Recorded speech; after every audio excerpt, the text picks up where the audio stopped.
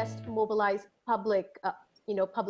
private citizens, as well as private stakeholders, private sector, as well as governments to support safe surgery?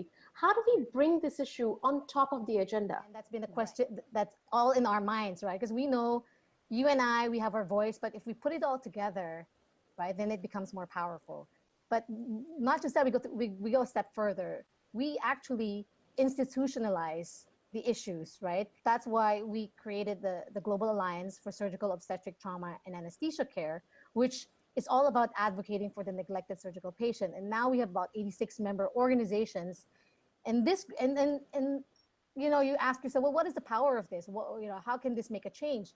Case in point, the Lancet Commission actually published a set of surgical indicators. And at that time, WHO and the World Bank also published, like, you know, these are the 100 lists of health indicators that all countries should collect. None of them had anything surgical in it. And we said, no, you have to put surgery in there.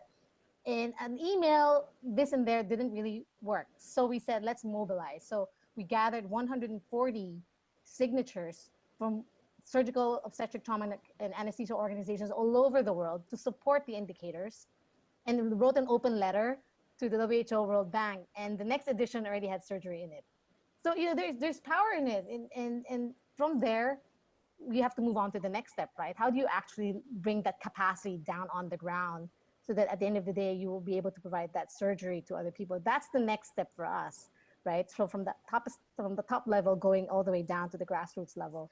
And it's so important to actually have you guys to be the organ to spread the message out, because, you know, this is something that you know, I always say it's not one person. It really takes a whole world to create the change that we want, you know, and awakening people and showing them that it is possible, it's very doable.